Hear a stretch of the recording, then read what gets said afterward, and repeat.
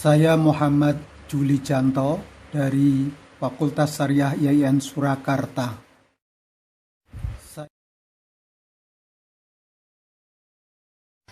Assalamualaikum warahmatullahi wabarakatuh. Kesempatan ini saya akan presentasi paper saya yang berjudul Disabilitas dan Perjuangan Politik Hukum Perspektif Maqasid Syariah. Paper ini mendiskusikan dan mencari jawaban dari masalah isu difabel, disabilitas dan perjuangan politik hukum dalam perspektif maqasid syariah. Pembahasan dengan menggunakan pendekatan kualitatif di mana sumber data literatur yang membahas disabilitas, politik hukum, dan maqasid syariah. Hasil kajian menunjukkan bahwa disabilitas terus diperjuangkan karena merupakan kebutuhan dasar dan hak dasar difabel yang menjadi masalah yang masih mengalami masalah diskriminasi, stigmasi, dan pengabaian hak-hak penyandang disabilitas. Maqasid syariah memiliki peran yang sangat penting untuk menjawab dan mewujudkan kemaslahatan umat manusia baik di dunia dan juga di akhirat. Maqasid lama menitik beratkan pada perlindungan protection, pemberdayaan, penjagaan pelestarian, sedangkan maqasid kontemporer menitik beratkan pada pengembangan, development, right atau hak. Maqasid syariah yang bernuansa protection, penjagaan, dan preservation, pelestarian, menuju maqasid human right atau hak asasi manusia. Pemenuhan hak disabilitas merupakan implementasi dari maqasid syariah dalam rangka mewujudkan keadilan, harmoni, dan keberadaban. Pembangunan sumber daya manusia menjadi tujuan pokok maqasid syariah. Perjuangan dalam mewujudkan hak-hak disabel. Perjuangan politik hukum disabilitas merupakan implementasi dari maqasid syariah. Berangkat dari latar belakang masalah, hingga saat ini isu-isu disabilitas masih menjadi masalah sosial.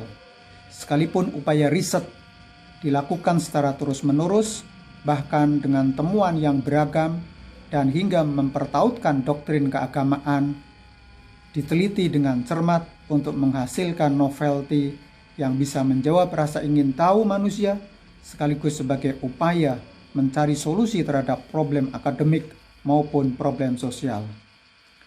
Pembahasan ini melihat isu disabilitas dalam dua dimensi, doktrinal terkait dengan norma-norma ideal maupun yang terkait dengan yang terjadi secara sosiologis berdasarkan fakta. Fakta menunjukkan masih adanya diskriminasi yang dilakukan terhadap difabel. Sebagai contoh, kasus di Purworejo menjadi pembelajaran yang berharga.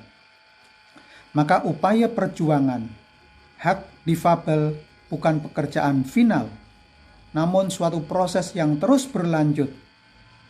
Pandangan sosial terhadap difabel terus dibangun untuk mencapai keadilan prosedural dan keadilan substansial, sekalipun hal tersebut sulit diwujudkan, menjadi tantangan pemangku kepentingan untuk mewujudkan.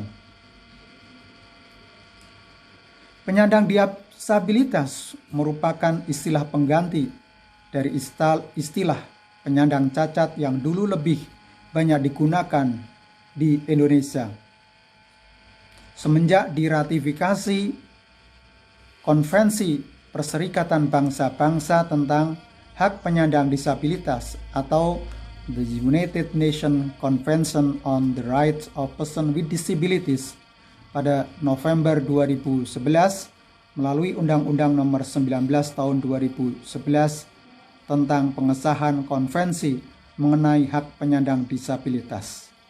Maka sejak saat itu istilah yang terkait dengan penyandang cacat sudah tidak berlaku dan mengakomodir istilah yang baru yaitu penyandang disabilitas atau difabel yang lebih menghargai harkat dan martabat kemanusiaan. Nah, saat ini memang perkembangan dan perubahan yang terjadi terkait dengan isu-isu disabilitas diantaranya adalah awalnya isu disabilitas didekati dengan secara medis atau bahwa difabel itu adalah problem suatu penyakit atau suatu masalah yang terkait dengan organ biologis yang tidak bisa berfungsi dengan sebagaimana mestinya. Kemudian ada suatu perubahan upaya secara teoritis menjadi charity, sehingga medical model ini adalah sebagai salah satu pendekatan yang digunakan dalam melihat problem difabel, sehingga solusinya adalah adanya terapi atau rehabilitasi agar mereka bisa kembali menjadi istilahnya normal. Kemudian pendekatan yang berikutnya adalah charity, di mana upaya-upaya untuk mengatasi problem difabel dengan memberikan suatu belas kasihan atau memberikan bantuan pertolongan yang sesuai dengan kebutuhan.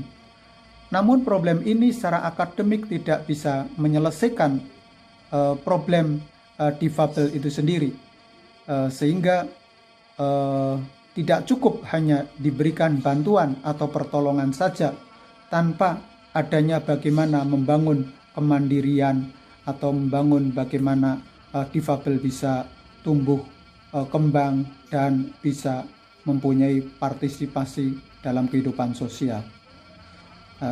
Maka itu menjadi kritik terhadap teori-teori tentang disabilitas.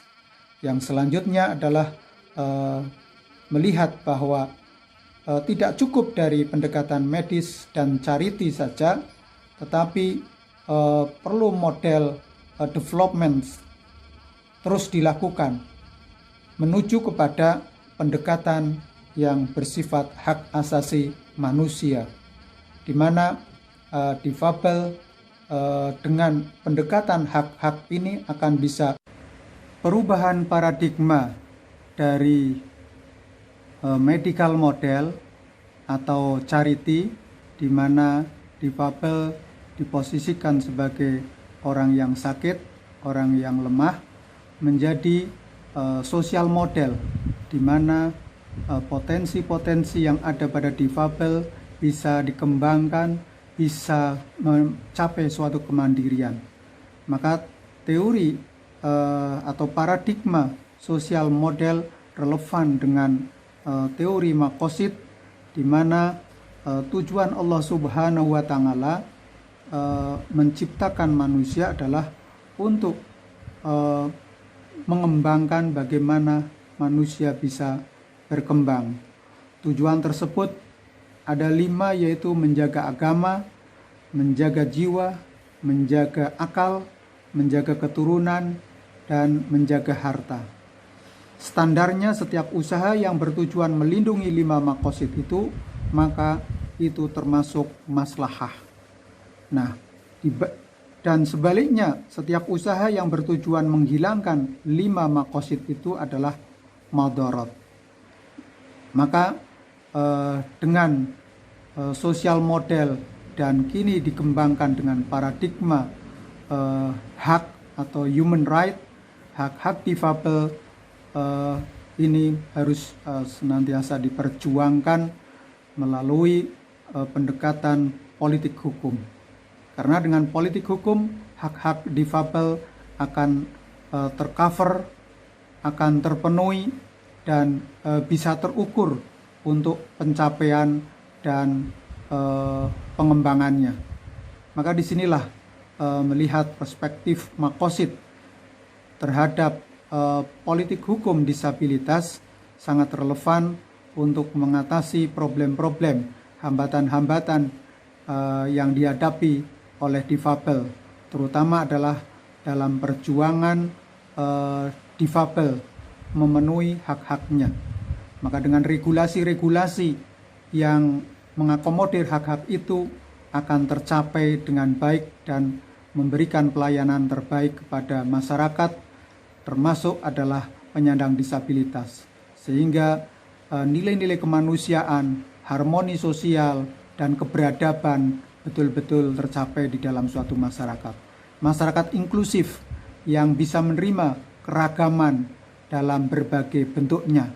Dan itulah substansi kerahmatan dari Islam sebagai agama yang rahmatan lil alamin. Terima kasih, semoga bermanfaat. Wassalamualaikum warahmatullahi wabarakatuh.